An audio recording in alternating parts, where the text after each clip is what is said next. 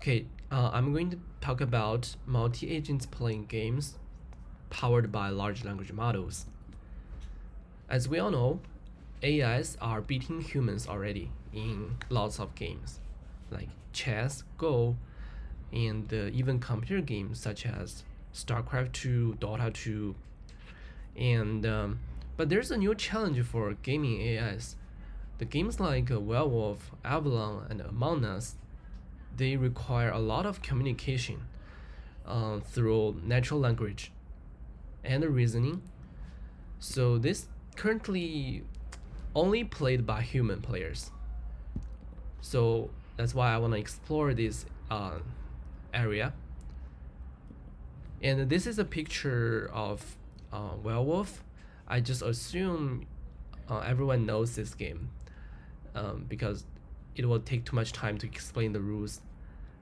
And briefly talk about this picture. Like the text here are all generated by the agent, powered by a large language model.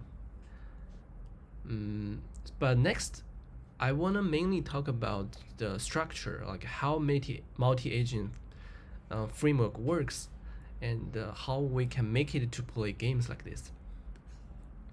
So each character is actually an agent powered by a large language model, and each character has some special ability, so that makes them like since this is a game of incomplete information, and only some messages can only be received by some players. The moderator here is also an agent. It controls the game logic, like basically controls how game goes round by round, and also it will update the environment and sending messages and instructions to other agents. It's like a central role, and the agents will communicate to each other through the message pool, and some messages are visible to all like players, and some messages are private to certain agents. For example, the red dot here means this agent cannot receive this message.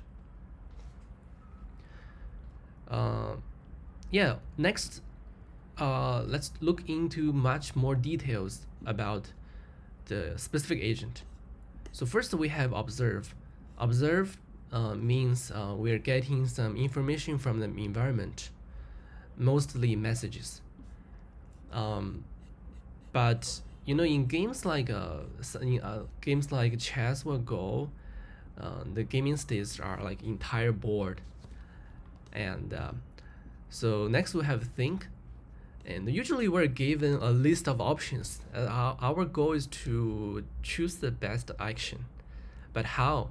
So we have like two ways. First, we have like we can give the agent the past experiences, like since we can play multiple rounds, and we can collect the gaming history and use this as some sort of like add-on information, and we can give this to the agent, and so the agent can avoid the mistake they made in the past, or they can take the same action again if the action was good.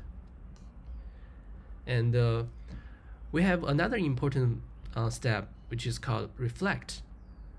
So reflect means we want the agent to really think step by step, not just give a action like directly, but we want the agent to list out its thinking process, like analyze the current gaming state and make the best choice. And it has been proven to enhance the accuracy if we use chain of thoughts. And finally, we want to send the action through the message to the moderator, and the moderator will update the environment so the game can go on. So this is the detail of how the agent works under the hood.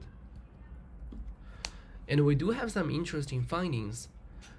We found out that the agents can deceive and confront, and they can make very complex reasoning. So, for example, the werewolf knows to pretend to be the seer and misguide other villagers. And also, when some players like speech is not consistent, and the agents will raise suspicion and challenge him. And we do find out that the agents can learn from the past experiences.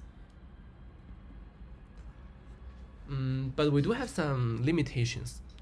So first of all, we observe that the behaviors are not consistent sometimes, and meaning that the agent's talks is contradiction to itself.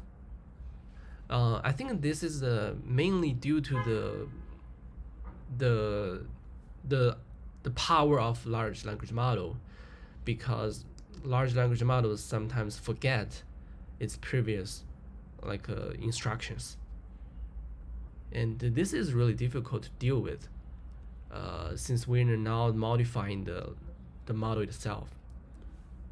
And also the speeches are very robotic, they don't sound very natural. So they don't speak like humans do, sound very awkward, and there's no emotion in them. I don't know if we can make this better. Maybe test some special prompt. This could be the thing we can do in the future. And also, actually running this game for a complete game could be very costly if we want the best reasoning ability from the latest model. And I think running a complete game could cost several dollars, because we're going to need a lot of API calls. And also, it's really difficult to evaluate the performance.